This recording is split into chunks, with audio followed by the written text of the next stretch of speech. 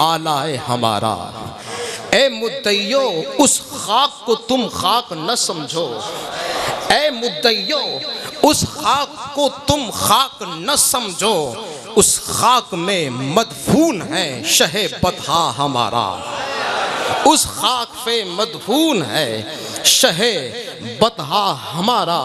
और जिस खाक पे कदम रखते थे सैयदे आलम, जिस खाक पे कदम रखते थे सैयदे आलम, और जिस खाक पे हजरत सैयदे आलम कदम रख दे, उस खाक का आलम क्या होता है?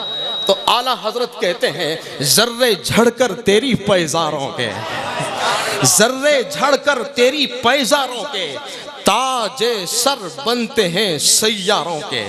मुजरिमो चश्मे तबस्सुम रखो फूल बन जाते हैं अंगारों के। कैसे आकाओं का बंदा हूँ रजा बोल बाले मेरी सरकारों के।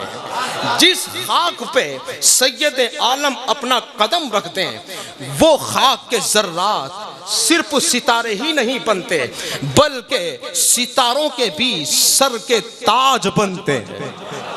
और जिस खाक पे कदम रखते हैं मुस्तफ़ा जाने रहमत, उस शहर की अल्लाह कसम याद फरमाए, उस शहर की कसम याद फरमाए।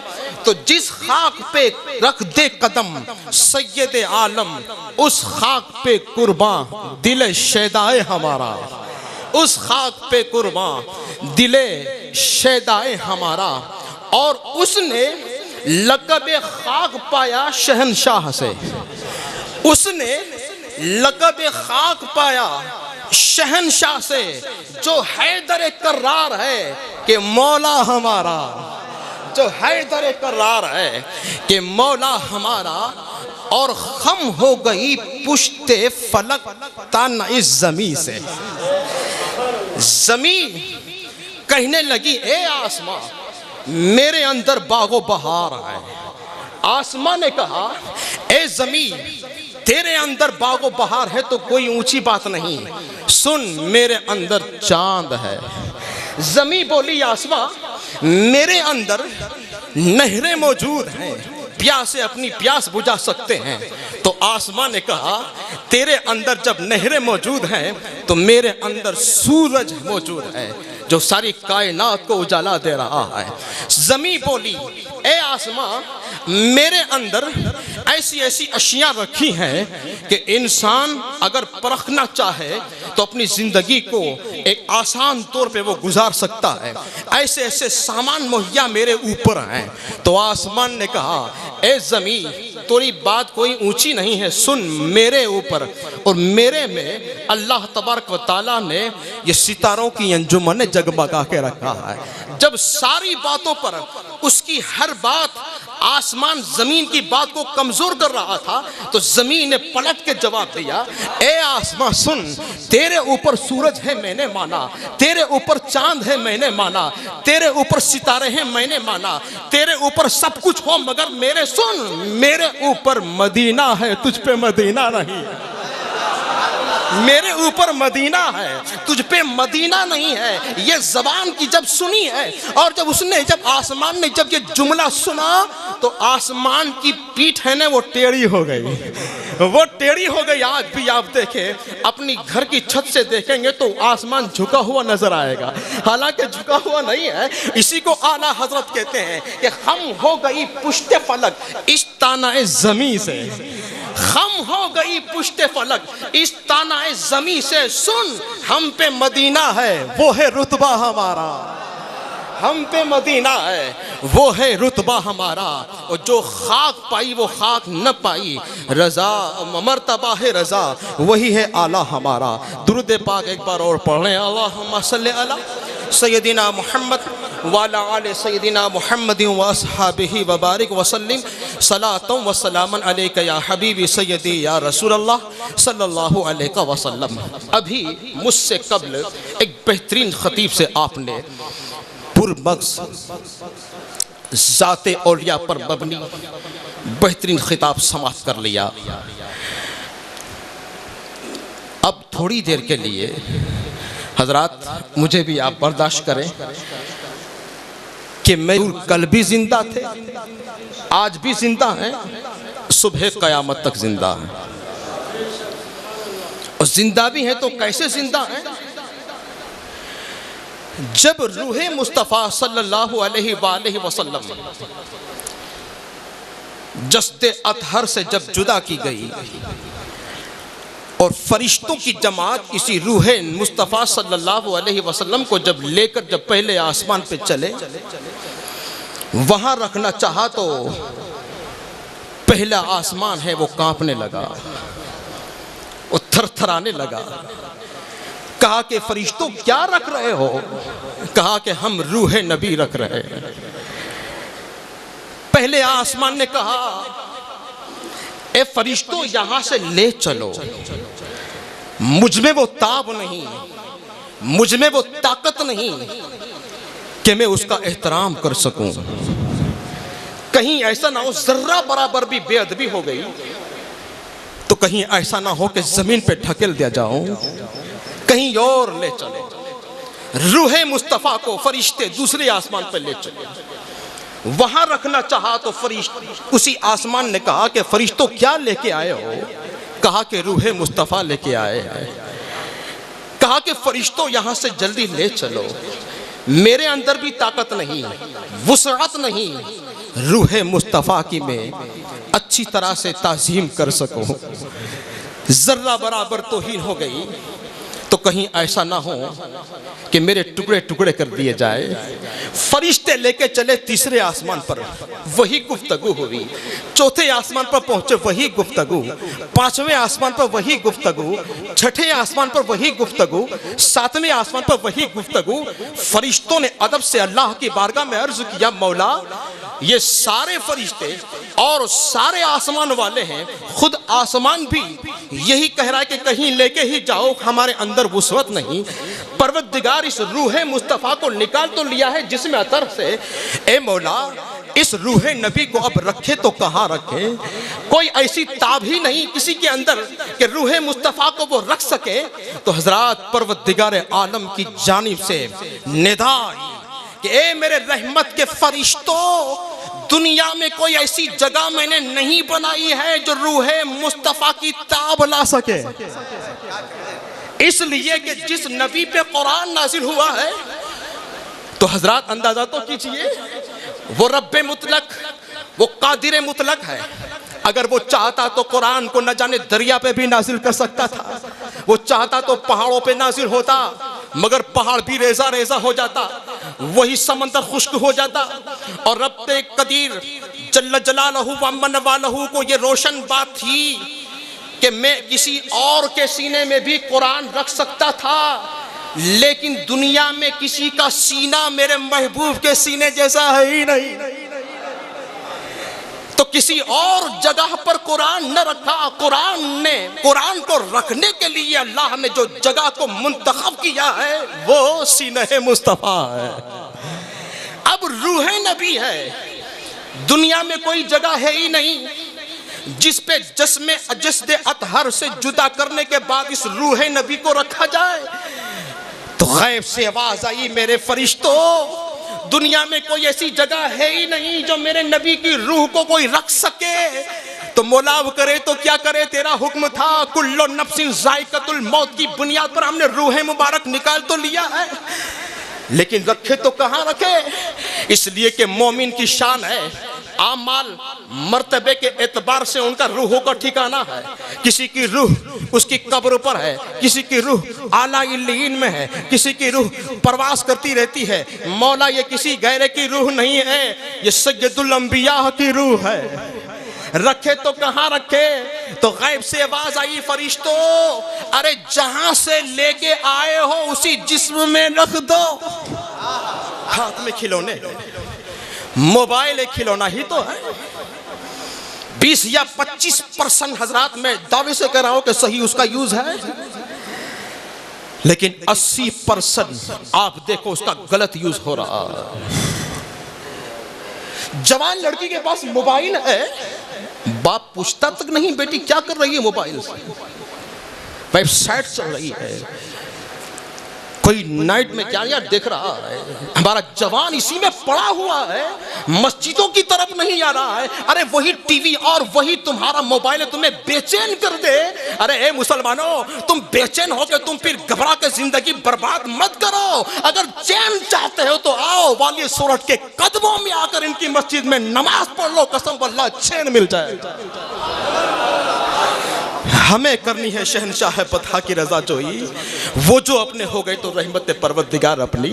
हजरात अर्ज ये कर रहा हूँ और बड़ी दिल की गहराई से कर रहा हूँ कि क्या फायदा आज हो रहा है, क्या हो रहा है।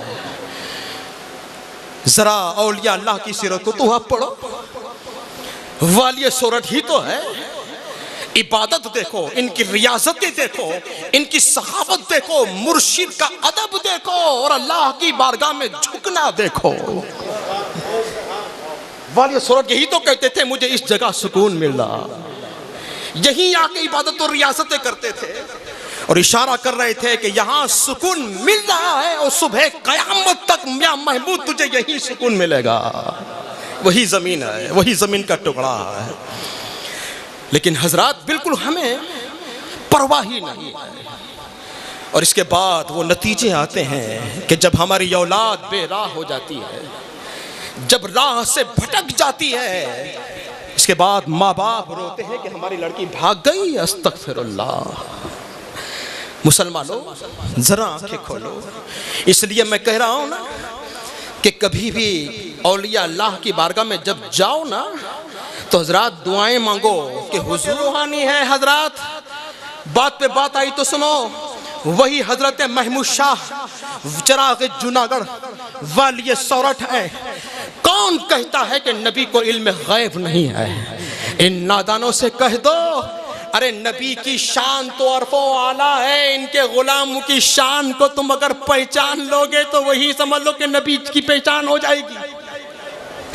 वालिय सौरठ अलैहि रहमत व रिजवान की बारगाह में कुछ गांव से 4 शख्स आए थे और उन्होंने रास्ते ही में प्लान बनाया था कि मुरीद तो बनेंगे मगर कुछ परीक्षा भी लेंगे। कुछ ऐसे होता है कुछ ऐसे होते कि देखे कि बापू कितने पानी में है, लोग देखते हैं। और हजरत यही वजह थी कि जुनैद बगदादी के पास भी ऐसे भी तो कुछ आए थे, चले गए थे। कहा कि कहाँ जा रहे? कहा कि करामत तो देखी नहीं, करामत जब तक न देखेंगे। मुरी कहा कि नादानो क्या करामत देखना है, बताओ। जुनैद बगदादी की कभी नमाज असर की सुन्नत गैर में कदा छुटी है? कोई सुन्नत छुटी है? कहा कि नहीं। तो बस यही सबसे बड़ी करामत है, इस्तिकामत फी दीन, उसी का नाम करामत है। तो वालिय सौरठ चिराग जूनागढ़ की बारगाह में आ रहे थे, रास्ते में प्लान बनाया। एक शख्स था, कहा कि देखो यार मैं तो जब जाऊंगा ना तो सुना ऐसा है कि हजरत का दस्तूर है कि आपका लंगर जारी होता है। आज भी माशाल्लाह जारी है निसार बापू। अल्लाह ताला इस लंगर में खूब बरकतें अता फरमाए। लंगर जारी रहता तो हाँ क्या करोगे? तो एक ने कहा कि देखो अभी आम का मौसम नहीं है, केरी का। जब ये लोग आ रहे थे, अल्हम्दुलिल्लाह आज तो है आम का मौसम, लोग बड़ी तवानाई के साथ केरी केसर खा रहे हैं। उस जमाने ये लोग आ रहे थे तो उस वक्त मौसम नहीं है। कहा तो मैं जाऊंगा ना तो दस्तरखान लगेगा ना तो पहले मैं केरी मांगूंगा। ठीक है। कहा कि दूसरे ने अच्छा तुम केरी मांगोगे, मैं तो जैसे ही दस्तरखान पे बैठूंगा तो मैं तो मछली मांगूंगा। तीसरे ने कहा कि अरे मैं तो जैसे जाऊंगा ना तो मैं तो हलवा न शीरा मांगूंगा। चौथे ने कहा कि मैं तो दस्तरखान के बैठूंगा तो फौरन कहूंगा कि हजरत मुझे अचार चाहिए, जिसको अपनी जबान में आथना बोलते हैं ना, मलीदा मसाला लगाकर खट्टी केरी वगैरह डालकर। ये चारों ने प्लान बनाया, लेकिन नादान इनको नहीं मालूम था कि किसकी बारगाह में जा रहे हैं। उसकी बारगाह में जा रहे हैं जिसकी निगाह दिल की धड़कनों पर है। वालिय सौरठ के दस्तरखान पे बैठे अपने खादिम से इरशाद फरमाए इधर आओ। कहा कि मेरे मेहमान आ गए? कहा कि हाँ हुजूर आ गए हैं। कहा कि किसी बात की ख्वाहिश तो नहीं की? कि नहीं हजरत ख्वाहिश नहीं की। कहा कि तुमसे ख्वाहिश नहीं किया है मगर प्लान बन चुका है। कहा कि हुजूर प्लान? कहा कि हाँ प्लान हो चुका है। वालिय सौरठ इरशाद फरमाते हैं गुदड़ी थी ना, उसका एक कोना आपने उठाया और अपना हाथ डाला और डाला। उसके बाद जैसे हाथ निकाला तो 3-4 केरियां आपके हाथ में थी। इरशाद फरमाया कि जाओ दस्तरखान पे इसी को रख दो। कहा उसको रख के जल्दी से आओ। खादिम साहब उसको रखे, उसके बाद आए। कहा कि हुजूर दस्तरखान पर आम रख दिए हैं। कहा कि रख दिए? कहा कि हाँ। कहा कि सब सालन मौजूद? कहा कि हुजूर मौजूद है। कहा कि फिर आपने अपनी गुदड़ी उठाई, हाथ जैसे ही डाला तो जिंदा मछली आपके हाथ में। अल्लाह वाले अगर चाहें तो अपनी गुदड़ी के नीचे ही दरिया बहा दें। ताजा मछली। कहा कि इसको काटो, जल्दी से सालन बनाकर मेहमानों के पास रखो। ये भी क्या गया। अब जैसे ही दस्तरखान पे देखा गया तो वाली सूरत फरमाते हैं बावर्ची से कहो कि शीरा भी रख दे। कहा कि शीरा भी रख दिया। अब जैसे ही खाने का जैसे वक्त हुआ ना तो इन 3 का जो प्लान था ना वो चीजें तो उन्होंने देखी। आम भी मौजूद है, शीरा भी मौजूद है, मछली भी मौजूद है, लेकिन अचार नजर नहीं आया। वाली सूरत इरशाद फरमाते हैं एक चीज की कमी है। कहा कि किस चीज की? कहा कि अचार वहां पड़े हैं ना, एक नहीं 4 जात के अचार पड़े हैं, उसको ले लो दस्तरखान पे रखो। 4 चीज मौजूद हो गई और जैसे ही खाना खा लिया कहा कि बस तुम्हारी दिल की हो गई।